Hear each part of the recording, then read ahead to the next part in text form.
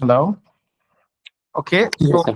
discuss like what is prism. Basically, it's a form of crystals. Whenever the light falls, so it's going to divide the light into different wavelengths. If you guys remember it from your chemistry lectures, your basics, right? So what is plane polarized light? PPL, the light which only travels in a single plane, right? Normally we know that the light is going to travel in a lot of planes, right? In different planes. But if you just keep slits, if you remember from your chemistry lectures, and make only a single beam of light which is only traveling in a single plane, so that's called as plane polarized light, right? So whenever these plane polarized light passes through these sodium monourate crystals. Okay, so whenever these crystals are being laid perpendicular to the light, so which color are we going to see? Yes, Blue, I think. that would Yellow. blue, not yellow, Yes. right? Blue, Yes, blue. blue, And yellow with Blue. parallel and Yellow blue in Parallel. parallel. perpendicular. And if the same crystals are laid down parallel, these are parallel to the plane polarized light, so they are going to appear yellow in color, right? And any crystals which give you blue color in perpendicular and you know yellow color whenever they are lying in same plane with the plane polarized light, it's called as negative birefringence, right? Negative birefringence. That's simple, right? Okay.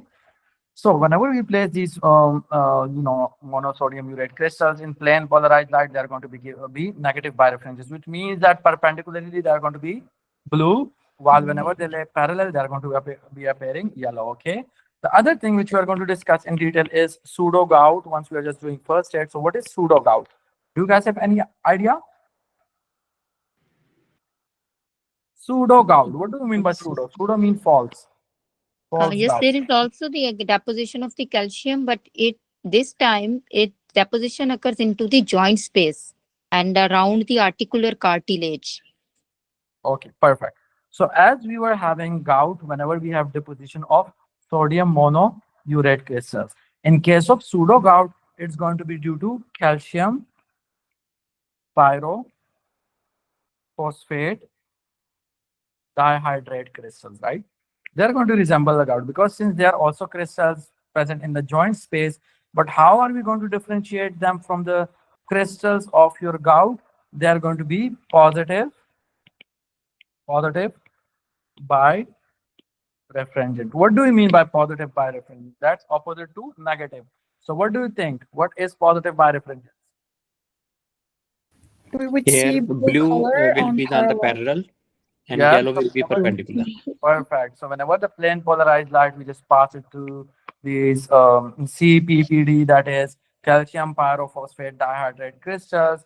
So in parallel, okay, so in parallel there would be blue, right? And whenever they are placed perpendicular to plane polarized light, they are going to be yellow. That's why we just call it as positive birefringence. Is it clear?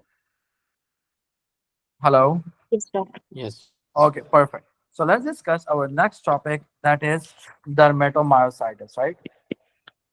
Dermatomyositis. So let's break down the name first. What do you mean by the word derma? Skin, Skin, right? What do you mean by the word myositis? Myo mean Muscles and inflammation of the muscles. muscles, and situs mean any inflammation going on in the muscles, right? Yeah. Inflammation. So in dermatomyositis is basically an inflammatory disorder of both of your skin and your skeletal muscle. Is it clear? Okay, it's Yes. also going to be associated with certain carcinoma like gastric carcinoma. But what are the clinical features that's really important? Since this is a pathology of your skeletal muscles, so mostly we are going to be having the proximal muscle weakness affected first, right? So the proximal muscles are going to be affected and the distal involvement can develop late in the disease. So this disease, the weakness or, the inflammation of the muscles are first going to be your proximal muscle, right? Proximal. Okay, what are your proximal muscles? What do you guys think? The shoulder muscles or the Shoulder, gluteus and upper thigh muscle. Yes. yeah, shoulder and muscle, and hip hip no hip hip joint girdle. muscles. Hip joint Yeah. muscles. Okay, hip girdle muscles, right? So in your question, Vinient, how is it going to appear that we have an individual, he has some kind of skin problems, and along with that, he couldn't comb his hairs. So for a combing of hairs, do we need proximal muscles? Yes. Yes. Right? So in the That question, is yes. Sir. appear that individual who can't, or it's very difficult for him to comb his hairs, right? Which would indicate that yes, he has some problem going on with his proximal muscles, right? Proximal muscle weakness. Is it clear? Okay. Okay. So it was all about your proximal and then distal can be involved, right? Another thing which you should just keep in mind, we can have malar rash as well. Since we discussed we can have problems of the skin. So what problems of the skin are going to be present here? We are going to be having malar rash and another kind of rash which is known as, yes, heliotrope rash. So what do we mean by heliotrope rash? Any idea? On upper eyelids, rash on the Okay. upper eyelids. Okay, can you just please give me a second? Just give me 1 second. I'm going to.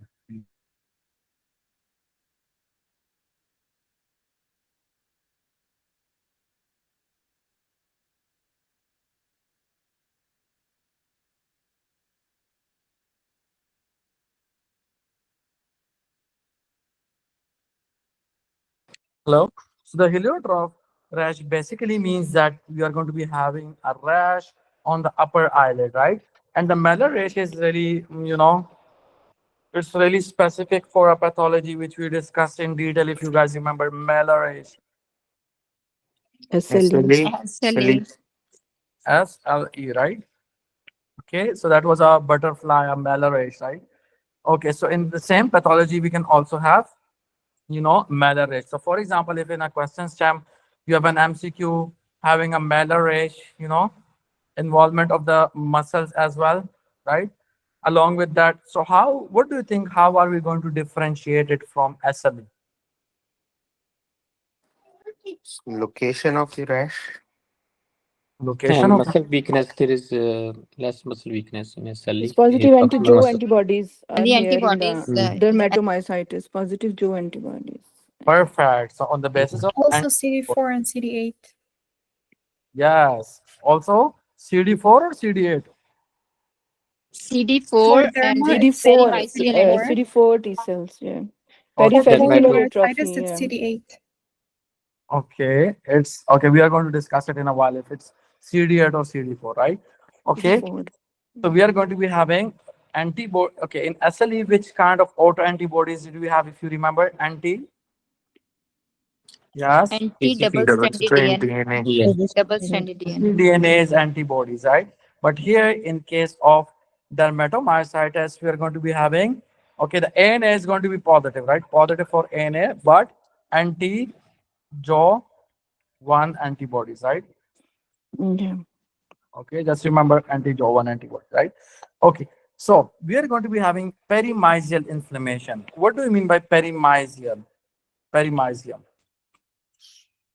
Yes. It's connective tissue around the the muscle fibers. Around the muscles. Okay. So for example, if these are your muscle fibers, your muscle fibers. Okay. So we have connective tissues, right? Some of the connective tissues are present here, around the muscle fibers, and some of the connective tissues are present within the muscle fibers, right? Within the muscle fibers. So these connective tissues are called as perimysium and they are called as endomysium. Is it clear? Hello? Yes. Yes. Dermatomyositis, we are going to be having inflammation of the muscles, especially where in the perimysium. And how to remember that? That's very simple. It's dermatomyositis, right? It's dermatomyositis. Derma, close to the skin, is your perimysium or your endomysium? Peri. Very. Outer side. Perimysium. Yeah. Is close to your skin. That's why we are going to be having inflammation of your perimysium. And which cells are going to lead to this inflammatory process? That are going to be your CD4 positive T cells, your helper T cells. Is it clear? Yes. Okay. And what's going to be the treatment for this condition? You know, Steroids, corticosteroids. SLE. What was the treatment of SLE? You know, the problem was basically your autoimmunity, your immune cells destroying. So let's give them corticosteroids, which we discuss in details. How do the corticosteroid function, right? So we are going to give corticosteroids, right? Okay, what is the downstream effect of corticosteroid on the bone, which we discuss? Osteoporosis. Osteoporosis. Yeah. Avascular necrosis. Avascular necrosis. Perfect, right? Okay. Okay, so it was all about your dermatomyositis. Then you have another pathology of your skeletal muscle that is called as polymyositis, right? So the polymyositis itself is a myositis, inflammation of your muscles, Muscles. inflammation, right? It would resemble the dermatomyositis, but the skin isn't going to be involved since it's a polymyositis, right? Polymyositis. A lot of group muscles are going to be involved, right? So the only difference between dermato and polymyositis, since it do not have the word derma, so no skin involvement is going No to be skin involvement. Yeah. right? No skin involvement is going to be seen in this pathology, right?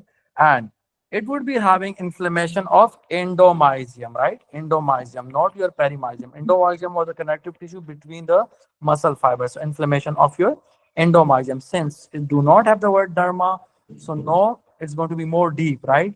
Dermatomyositis was the, superficial, the perimysium, which is close to your skin. Endomysium, a little bit deep, right? And there the CD4 positive T cells were the main cells leading to inflammation. Here the inflammation is going to be triggered by your CD8 positive T cells. So these are the differences, in order to differentiate both of these pathologies. Is it clear? Hello? Yes. Yes. Yeah. Okay. Let's discuss our next pathology that is called as X-linked muscular dystrophy. So what do we mean by X-linked muscular dystrophy, right? They're basically, okay, what do you mean by muscular dystrophy? Yes. Muscle wasting. Muscle wasting. Anyone else? Muscular proteins destruction takes place here. That's the dystrophin protein, and those destruction takes place, and the fibrofatty deposition will be occur. Okay, perfect. So we are going to be having degeneration of your muscles, but along with that, once the muscle get degenerated, so they are going to be Replacement with other. replaced by your adipose tissue, Adipose right? tissue. Yeah. Adipose tissue are going to take their place, right? So in X-linked muscular dystrophy, muscles are going to be degenerated and they are going to be replaced by your adipose tissue, right? And it's going to be due to mutation in in a protein Dystrophin protein. which is called as dystrophin, right? Since the genome or the genes which encode for the dystrophin, the genome is really big, right? Right. So there's a really big genome which basically, which basically encodes your dystrophin. So if it's due to its big size, it's vulnerable to get mutation easily, right? So it's vulnerable to get mutation easily, right? Okay. So what is the function of dystrophin protein? What do you guys think? It anchors the muscle cytoskeleton to extracellular matrix. Perfect. So the muscle basically, muscle cells or the muscles basically are having cytoskeleton. So what this dystrophin is going to do is going to anchor it, hold tightly in its location, and it's going to be anchoring it to the extracellular matrix, right? So if we do not have dystrophin, so what would happen? Now the inner, cytoskeleton of your muscle cells or the muscle fibers are going to be really weak, right? They're not going to be held strongly into its place, which can with time lead to degeneration as well, right? So the mutation are going to be spontaneous. Why? Because due to the large genome, it's vulnerable to get mutation there. And as we get mutation, we can have a group of pathologies which we are going to discuss here, right? So the first one which we are going to discuss is, okay, which comes under X-linked muscular dystrophy, is Duchenne muscular dystrophy. Yes. Do you guys have any idea what is Duchenne muscular dystrophy? Hello? It is due to the deletion of the dystrophin, and Okay. Due it to patient deletion presents of with the proximal muscle weakness. Yeah. perfect. It is going to be due to deletion of your dystrophin. And as the dystrophin get deleted, so the babies, as you just mentioned, we are going to be having proximal muscles at first, and slowly it's going to, travel distally, right? So we are going to be having something called calf pseudo hypertrophy. Why? What do you mean by calf pseudo hypertrophy? The calf muscles are replaced by the fat tissues also. They are Okay. big, but there is no muscle, there is fat. Okay, do you guys remember what is Grover sign? Yes.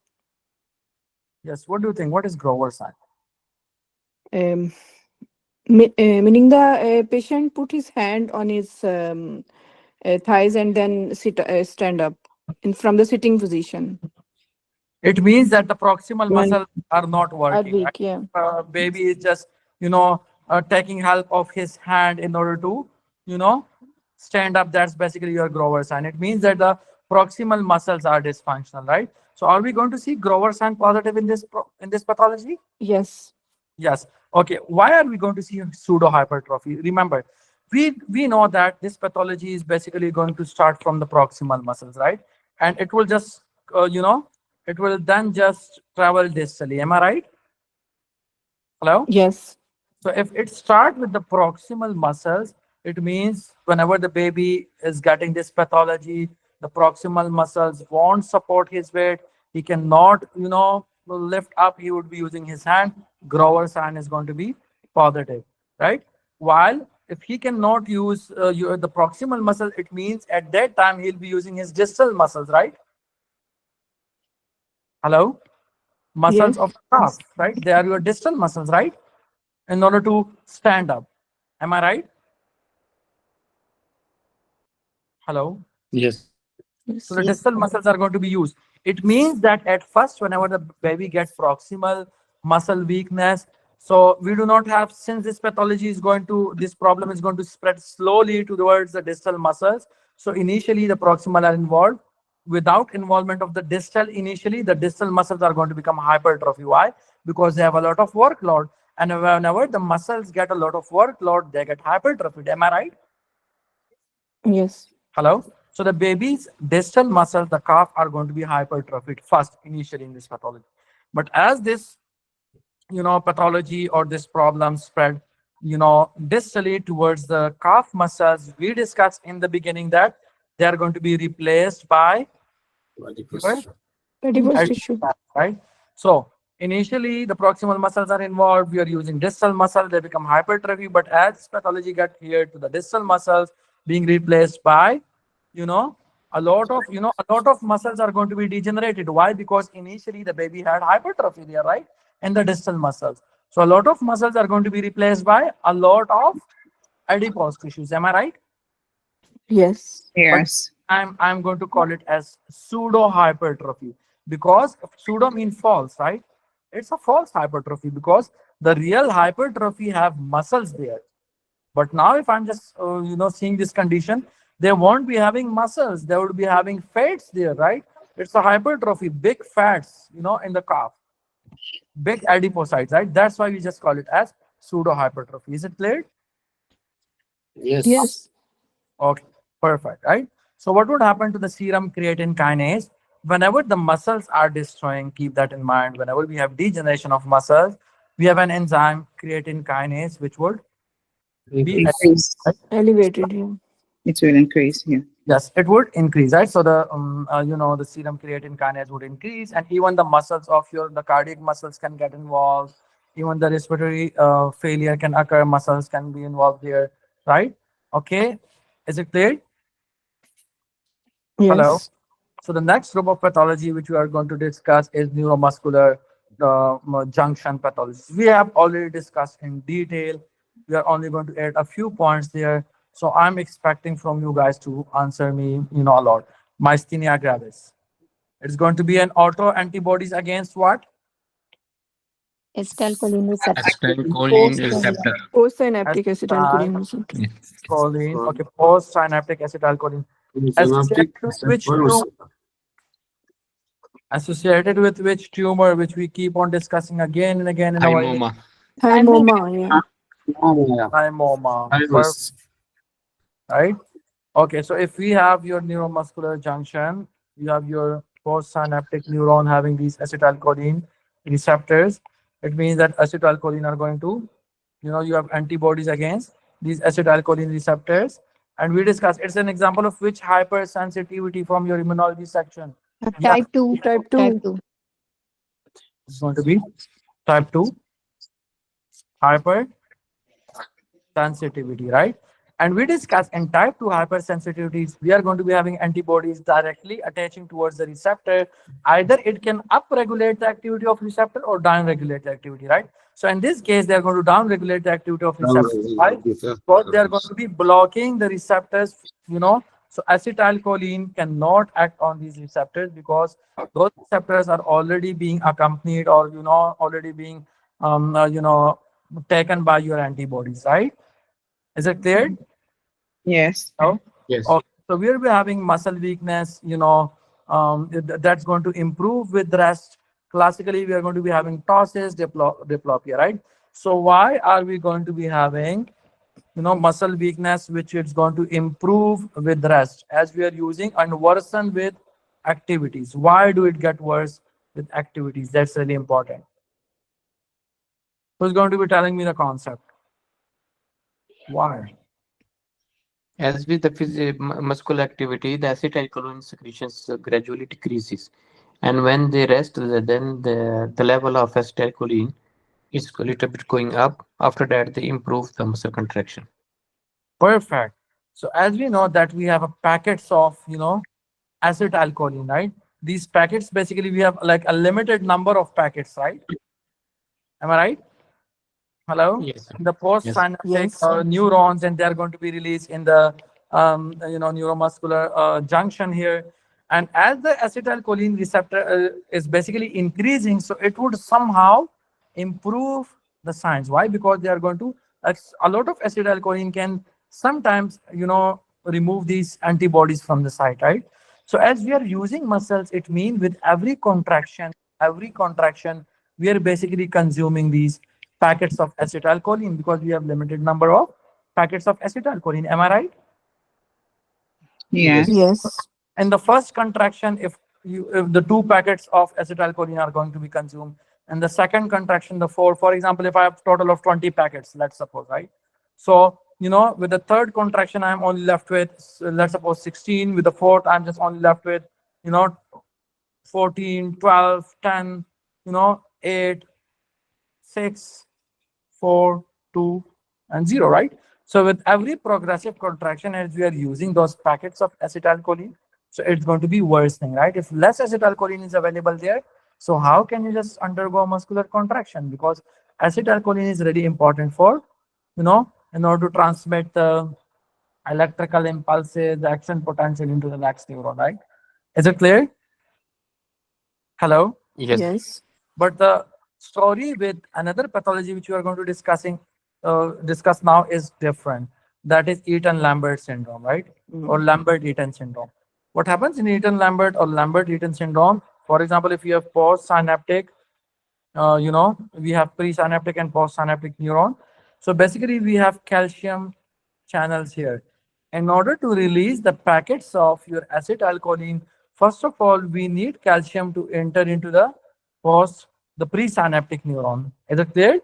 Yes. Yes. So in Lambert syndrome, we are going to be having antibodies directed against those calcium receptor. It's going to be, associated with which tumor or cancer? Small cell lung carcinoma. Small cell lung cancer. Mhm. Small cell lung cancer, right? So we have these antibodies here, right? Okay, as we are using the muscles, as we are just doing a progressive contraction, this condition is going to improve, which is opposite to your myasthenia gravis. Why? Because with every stimulus, there is increase entry of the calcium that increase the release of the acetylcholine. Perfect. So with every contraction, this calcium would be accumulating here a lot. Like for example, with the first contraction, we have some amount of calcium being accumulating. With the second contraction, more calcium is going to come here. With third contraction, more. So as we are increasing the concentration of calcium here at this channel, so they can easily remove these antibodies from there, and calcium can enter, and it can lead to acetylcholine being released, and it can lead to proper transmission of your action potential. So this is the difference. With every contraction in case of Lambert-Eaton syndrome, the problem is going to be resolving with every, or improving with every, the weakness is going to be improving with every progressive contraction. While in case of myasthenia gravis, it's opposite. Is this point clear? Yes. Yes. Okay, so the clinical features again are going to be proximal muscle weakness that improve with use. Eye are usually spared. So we discuss here, we can have diplopia, ptosis in case of myasthenia gravis, really important. While in Lambert-Eaton, no eye involvement is going to be seen, right? Okay, so this in condition, as we discussed, the myasthenia gravis, can it improve with anti-acetylcholinesterase? No. Yes. Myasthenia gravis improve because there is enzyme Myasth- acetylcholinesterase which is sitting in the Yeah. this is synapse Myasthenia, yeah, Yes. that which improves. metabolize the Yes. acetylcholine. If we block the acetylcholinesterase, the concentration of acetylcholine will increase. Increase. Yes. Mhm. Perfect. So But acetylcholinesterase, not yes. Lambert-Eaton syndrome. Yes. I'm just talking about myasthenia, not Lambert-Eaton, right? Yeah. Okay. So in case of myasthenia, we have acetylcholinesterase enzyme. What's the function of acetylcholinesterase enzyme? Acetylcholinesterase enzyme basically eats your acetylcholine. It's basically going to decrease the concentration of your acetylcholine, right? And anti-acetylcholinesterase is going to, be anti to acetylcholinesterase, right? Okay, so let's wait for 3 to 4 minutes, okay?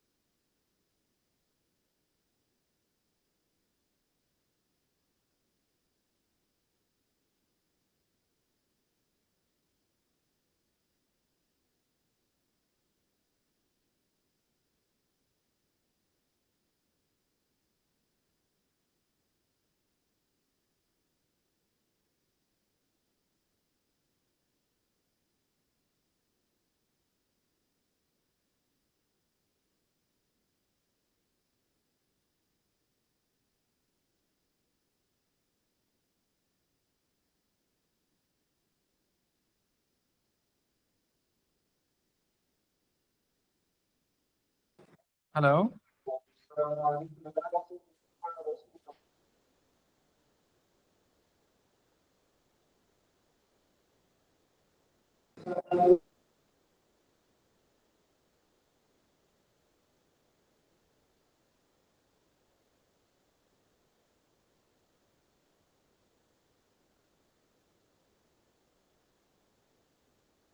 Hello? Can you guys hear me? Hello? Yes, hello. Okay, so we were discussing about acetylcholinesterase. So if you are giving anti-acetylcholinesterase, it means that acetylcholine can just stay there for a longer period of time. And if we have a lot of acetylcholine, it can easily remove or disrupt those antibodies from the site and can improve the condition. While in case of Lambert-Eaton syndrome, if you are giving anti-cholinesterase, anti-acetylcholinesterase, it won't improve the symptoms. Is it clear? Hello? Hello? Yes, sir. Yes, Okay, sir. perfect. So we have our last topic of pathology remaining, that is soft tissue tumor. And it's very easy, right? Soft tissue tumors. The first one is lipoma. The other one is liposarcoma. Which of them is malignant? Which of them is benign? Sarcoma is malignant. It's malignant. Yes. Lipoma is benign. It's benign. Okay, perfect. Okay, so the most common malignant, okay, we have rhabdomyoma and rhabdomyosarcoma. Which one of them is malignant? Which of them is benign, as we already discussed? Yeah.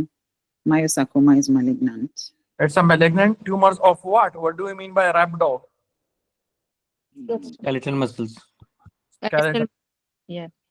Skeletal muscles can also, that's right. So rhabdomyoma and rhabdomyosarcoma.